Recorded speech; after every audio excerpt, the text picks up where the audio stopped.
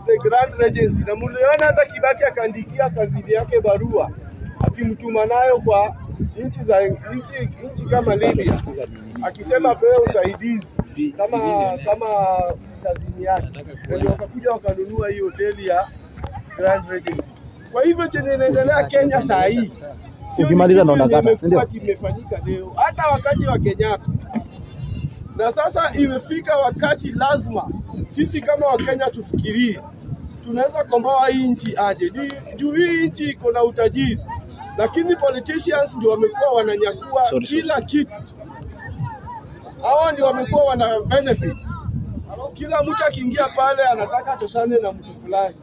Na hata saa hii mkiangalia hata bunge yetu, hatuna bunge.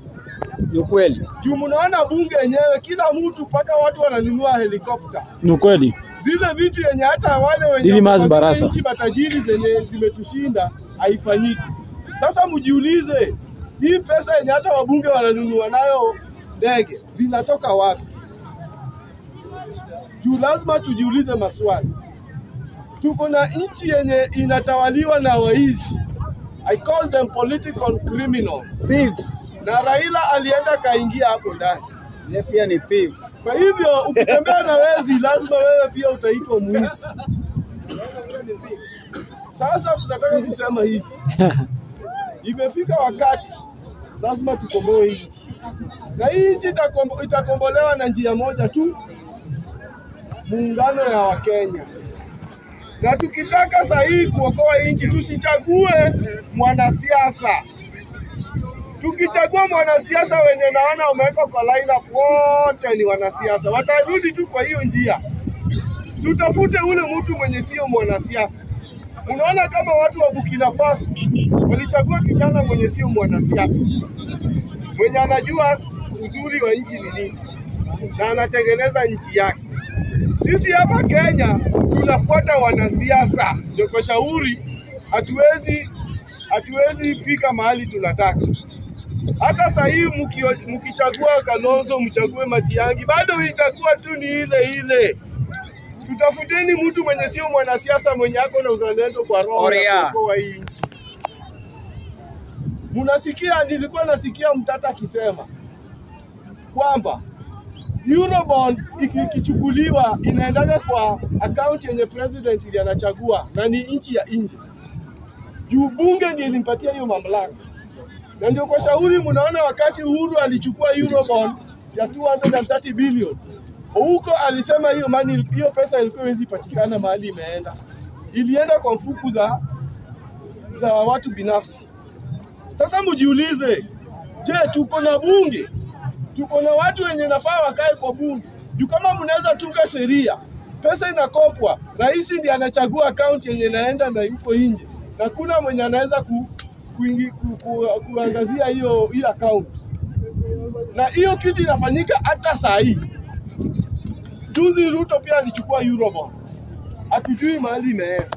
Na hizo ni pesa yenye sisi madeni ndio tunalipa sisi wa Kenya. Sasa tujiulize, hii nchi iko na mwelekeo wapi? Tuko na waizi ndio tumechagua ama tuko na watu wenye wanaweza kutuongoza? Juu hata hii bunge ingekuwa vizuri kama sisi wa Kenya tusiangalie mambo na party.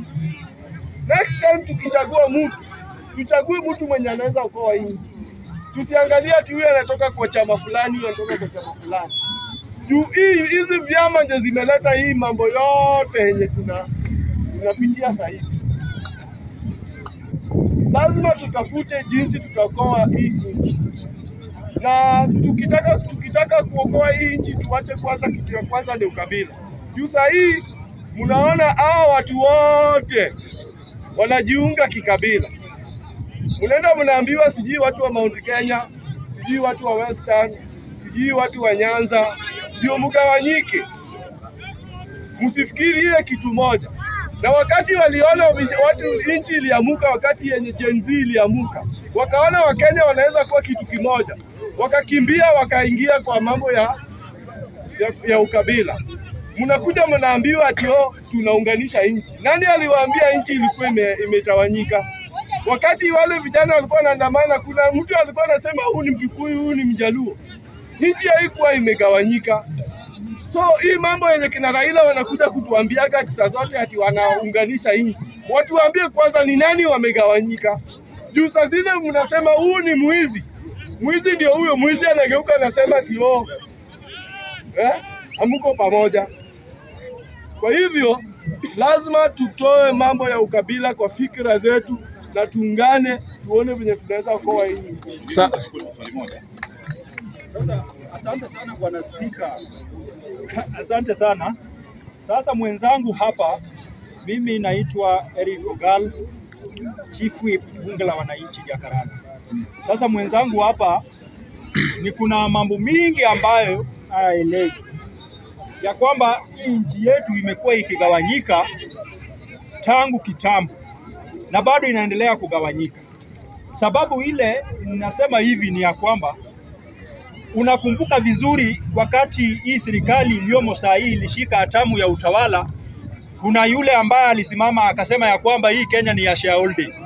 Ya kwamba kama jina yako inasoma Onyango, jina yako inasoma Wafula, jina yako inasoma Musyoki, jina yako inasoma sijui nani, wewe hauna nafasi katika hii serikali, ya kwamba utaongoja wengine wakule kwanza ndio wewe uitwe kama kuna mabakio. sasa hizi mshaitwa. Hayo yalikuwa.